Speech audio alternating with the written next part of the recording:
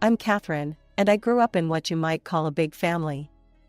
Dad was hell-bent on having a son. So, they kept trying, over and over. Mom got pregnant again and again until the doctors finally put their foot down. No more, they said. It's too risky. That's when Mom and Dad finally threw in the towel on their dream of a boy. Being the oldest, I got stuck with a lot of the grunt work. Don't get me wrong, I loved my sisters, but sometimes it felt like I was more of a parent than a sibling. I had to grow up fast, you know? While other kids were out playing, I was changing diapers, doing laundry, and helping Mom with everything around the house. Things really changed when my youngest sister was born. It was like Mom and Dad suddenly remembered they were parents. They showered her with attention, bought her the best toys, signed her up for every club and activity under the sun. Whatever she wanted, she got. One day, when I was about 14, I overheard Mom talking on the phone. I just don't have time for the older girls anymore, she said. Catherine's handling it, though. She's such a good helper. Helper, that's what I was reduced to. Not a daughter, not even a sister. Just a helper. But I had a secret that kept me going. My grandmother, Mom's mother. They'd had some big falling out years ago and hadn't spoken since. But I'd managed to find her number, and we'd been talking in secret. As I got older, I started to dream about college. I wanted more for myself than just being the family babysitter. But when I graduated high school, Mom and Dad dropped a bombshell on me. There's no money for your education, Catherine, Dad said, not even looking me in the eye. You need to get a job and help out financially. We need to save for your sister's education. That night, I cried myself to sleep, feeling trapped and hopeless. But then I remembered my secret weapon, Grandma. The next day, I called her, spilling out everything between sobs. Don't you worry, sweetheart, she said, her voice firm and determined. I'll pay for your college. You deserve a chance at a better life. And just like that, a whole new world opened up for me. I applied to colleges in other cities, dreaming of a fresh start. When I got accepted to study economics, I was over the moon. But my parents, they didn't see it that way. You're abandoning your family, Mom accused, her eyes cold. After everything we've done for you. Done for me? I couldn't believe what I was hearing. I've been raising your kids since I was a kid myself. Get out, Dad said, his voice low and angry. If you're going, then go. But don't expect any support from us. I packed my bags that night, my sisters watching with tear-filled eyes. Don't go, Kathy, they pleaded. I have to, I told them, hugging each one tight. But I'll always be here for you. Always. As I walked out the door, I heard Dad's voice behind me. Girls, you are not to have any contact with Catherine. Do you understand? As I settled into college life, I felt like I could finally breathe. The campus was bustling with energy, and for once, I didn't have to worry about anyone but myself. But even as I embraced this new chapter, I couldn't shake the feeling of guilt. I missed my sisters fiercely. Despite my parents' ban, I couldn't bear the thought of completely cutting ties with them. One night, I got a call from an unknown number. My heart raced as I answered. Kathy? It was my second youngest sister's voice, barely above a whisper. Emily? Is that you? I could hardly contain my excitement. Yeah, it's me. I'm using my friend's phone. Mom and Dad can't know. We talked for hours that night, catching up on everything. Emily told me how things had changed at home, how our parents were even stricter now, and how much they all missed me. Even Sarah? I asked, referring to our youngest sister. There was a pause on the other end. Sarah, she's different, Kathy. She told Mom and Dad about us calling you. They took our phones away, but don't worry, we'll find ways to keep in touch. We love you, Kathy. Those secret calls became my lifeline. My sisters, except for Sarah, would use their friends' phones to reach out to me. We'd talk about their lives, their dreams, and I'd share stories about college. It wasn't the same as being there, but it was something. Meanwhile, I threw myself into my studies. Economics fascinated me, and I found myself excelling in my classes. My professors took notice, and soon I was being recommended for internships and special projects. As my college years flew by, I couldn't help but think about my family back home. I'd hear snippets from my sisters about how Sarah was still the golden child, how she was in all these clubs and always the center of attention. Mom and Dad are talking about sending her to some fancy private school, my sister Jessica told me during one of our secret calls. What about you and Emily? I asked, already knowing the answer. Oh, Jessica said, trying to sound nonchalant. We'll probably just go to the local high school. It's fine, really. But I knew it wasn't fine. I knew how it felt to be overlooked, to be treated like you didn't matter as much. It broke my heart that my sisters were going through the same thing. As graduation approached, I felt a mix of excitement and anxiety. I'd done well in college, thanks in no small part to my grandmother's support. She'd been my rock through it all, always there with a kind word or a bit of advice when I needed it. I'm so proud of you, Catherine, she told me over the phone one night. You've overcome so much. Your grandfather would have been proud too. The day of my graduation, I scanned the crowd, hoping against hope that maybe, just maybe, my parents and sisters would be there. But they weren't. The only familiar face in the sea of people was my grandmother's, beaming with pride. Fresh out of college, I hit the ground running. The job was challenging, but I thrived on it. Months flew by, and I settled into a routine. Work, gym, home, repeat. It wasn't exciting, but it was mine. I was building my own life, on my own terms. Then came the company's annual corporate party. I almost didn't go, large gatherings still made me a bit uncomfortable. But my colleague, Jen, insisted. Come on, Catherine, she pleaded. It'll be fun. Plus, I heard some bigwigs from our partner companies will be there. Great networking opportunity. The party was in full swing when I arrived. Soft jazz played in the background as people mingled, drinks in hand. I was about to make a beeline for the punch bowl when I quite literally bumped into someone. Oh, I'm so sorry, I stammered, looking up to see a pair of kind brown eyes. No harm done, the man said with a warm smile. I'm Michael, by the way. I don't think we've met. Catherine, I replied, shaking his hand. I'm from the economics department. We got to talking, and I learned that Michael was an executive from one of our partner companies. He was smart, funny, and easy to talk to. Before I knew it, hours had passed. As the party wound down, Michael asked for my number. I'd love to continue this conversation over coffee sometime, he said. I hesitated for a moment, then thought, why not? I'd spent so much of my life taking care of others. Maybe it was time to let someone take care of me for a change. Our first date turned into a second, then a third. Before I knew it, we were officially a couple. Michael was everything I'd never known I wanted, kind, supportive, and he actually listened when I talked. A year later, he proposed to me. As we started planning the wedding, I faced a dilemma. Should I invite my family? Despite everything, they were still my parents, my sisters. After much thought, I sent the invitations. To my parents, to all my sisters, even Sarah. I also sent one to my grandmother, the one person who had always been there for me. Weeks passed, and I heard nothing from my parents or sisters. Then, one day, I got a call from Emily. Kathy, she said, her voice trembling.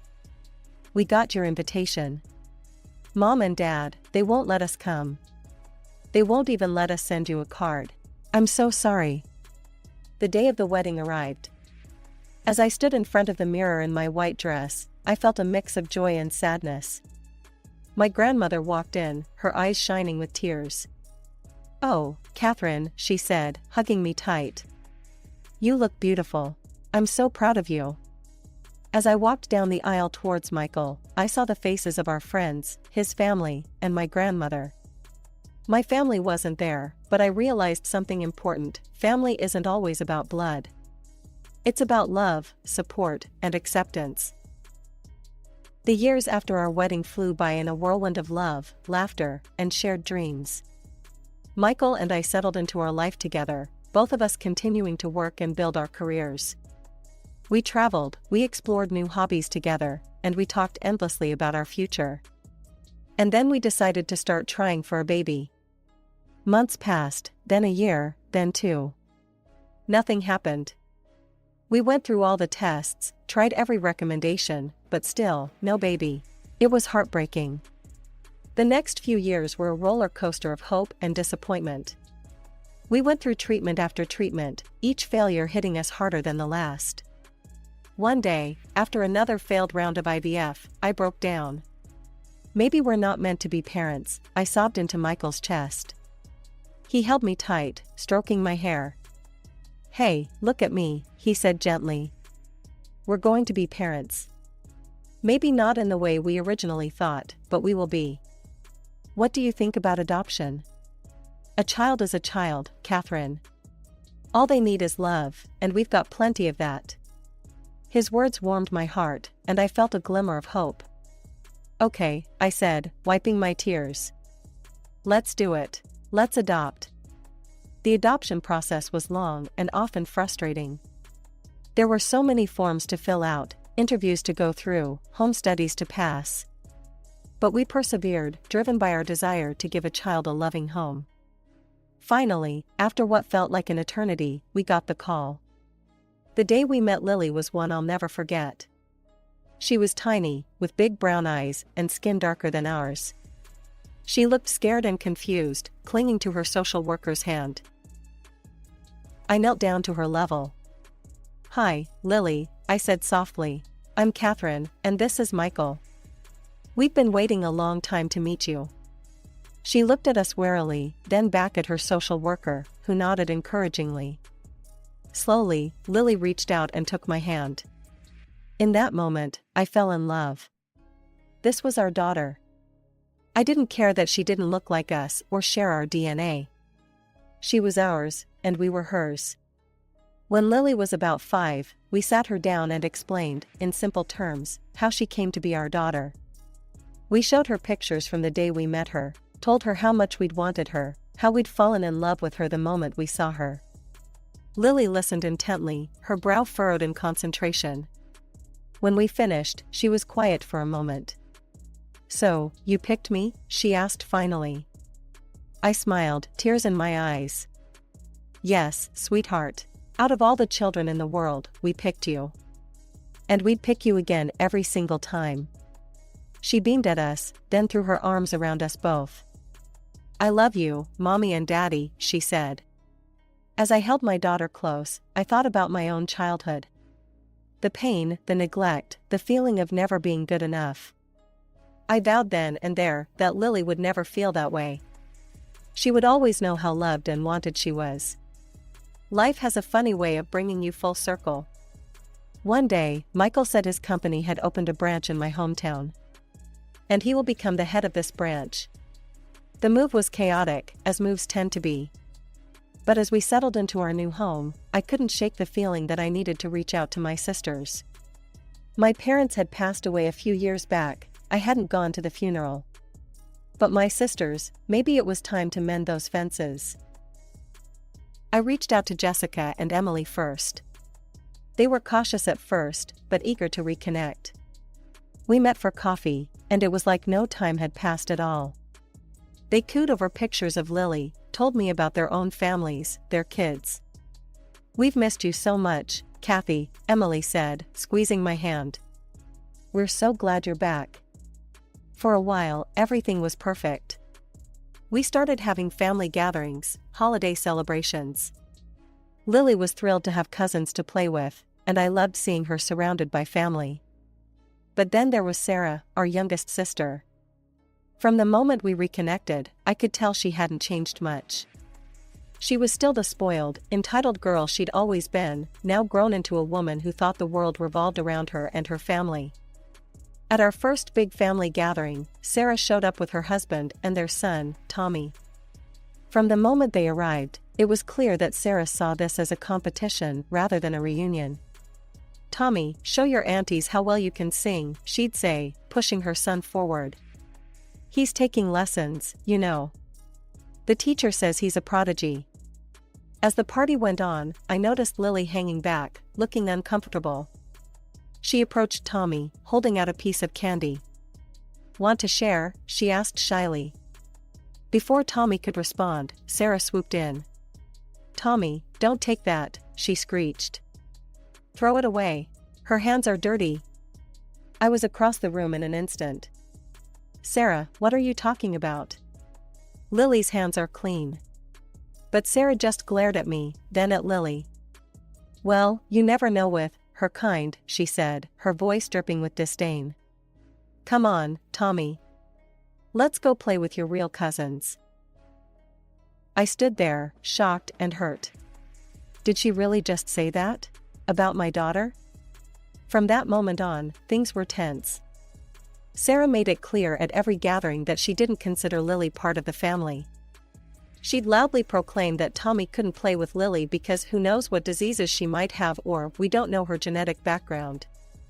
Each time, I'd confront her, defend my daughter.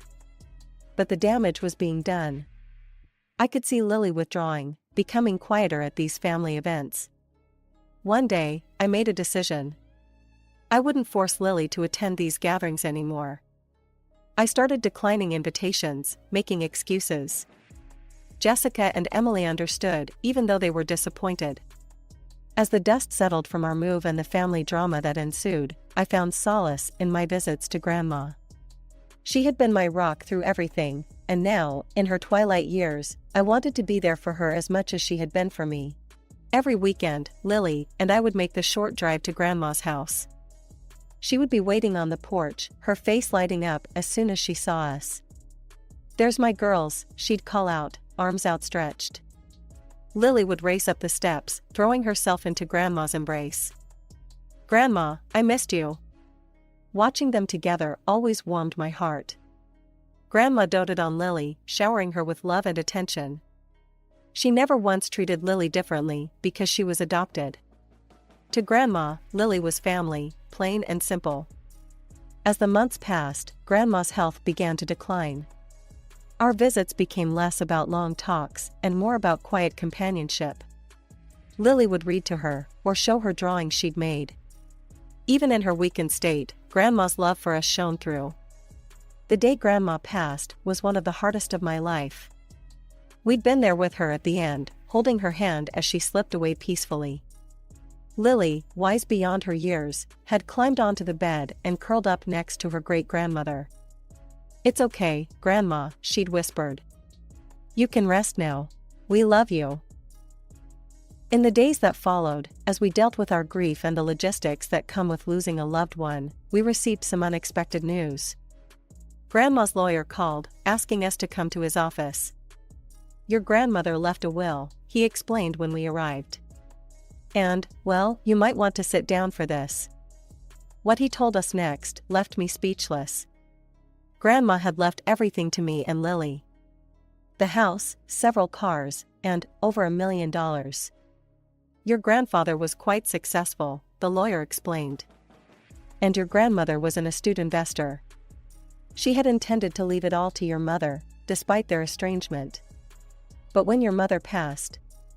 I nodded, understanding. Grandma had changed her will, leaving everything to us. When word got out about the inheritance, my phone started ringing off the hook. Jessica and Emily called to congratulate me, saying I deserved it. But then came the call I'd been dreading. "Sarah." "Catherine," she said, her voice sickly sweet. "I heard about Grandma's will. So, when are you sharing the inheritance with the rest of us?" I felt a flash of anger. After everything she'd said and done, how dare she? "I'm not," I said firmly. "The inheritance is for me and Lily. That's what Grandma wanted." "But that's not fair," Sarah screeched. "I'm family too. I deserve..." I cut her off. "No, Sarah, you don't. Goodbye." And I hung up. As I put down the phone, I felt a weight lift off my shoulders. For so long, I'd tried to please everyone, to be the perfect daughter and sister. But now, I realized it was time to put my own family first. It was Jessica's birthday, and despite my reservations, I decided it was time to make an appearance at a family gathering. When we arrived, the party was in full swing. Jessica's backyard was filled with laughter and chatter. Kids ran around playing tag while adults mingled, drinks in hand. For a moment, it felt like old times. Jessica embraced me warmly. "I'm so glad you came, Kathy," she whispered. I could see the genuine happiness in her eyes. For the first hour or so, everything was fine. Lily joined her cousins on the lawn, their laughter floating across the yard. I relaxed a bit, thinking maybe this wasn't such a bad idea after all. But then I saw Sarah. She was moving from child to child, whispering in their ears. I couldn't hear what she was saying, but I saw the way the kids' eyes widened, the way they glanced at Lily. Suddenly, Lily was standing alone. The other children had moved away, forming their own group, pointedly excluding her.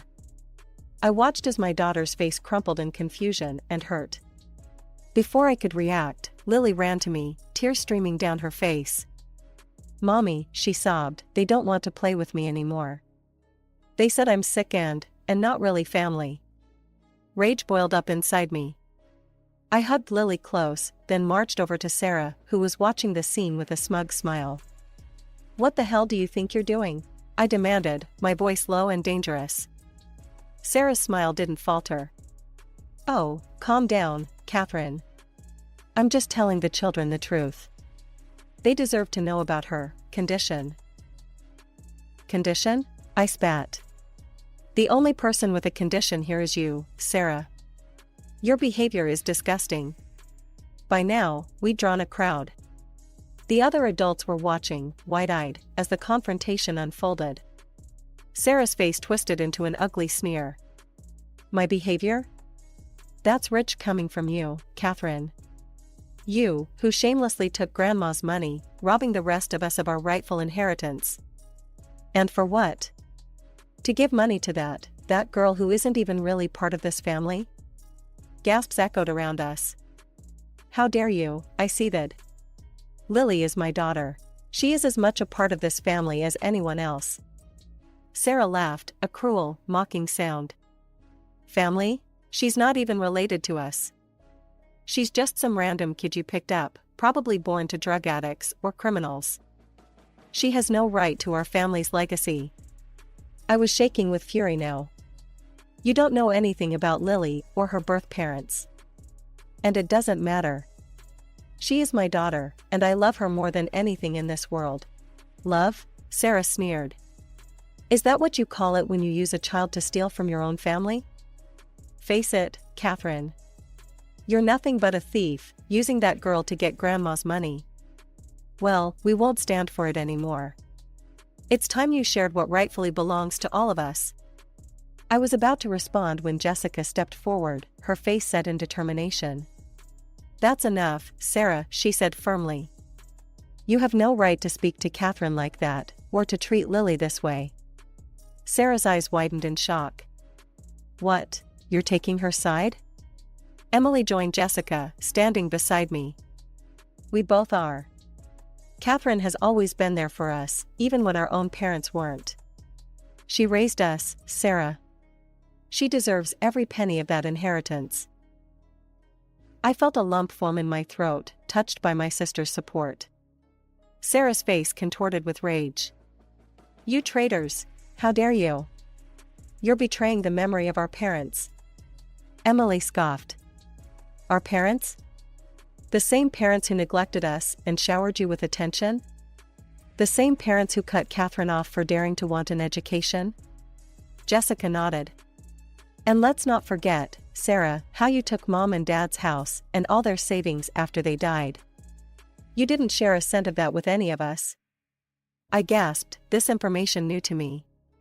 "What? Is that true, Sarah?" Sarah's face paled, her mouth opening and closing like a fish out of water. "It's true," Emily confirmed.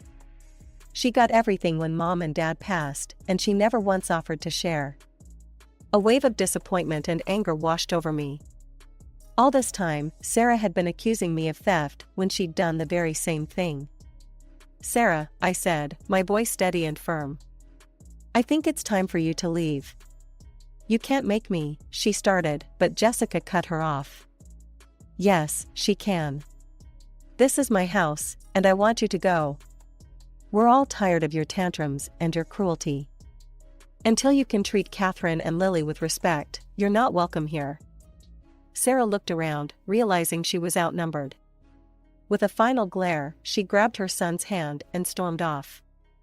As the gate slammed behind her, I felt a weight lift off my shoulders.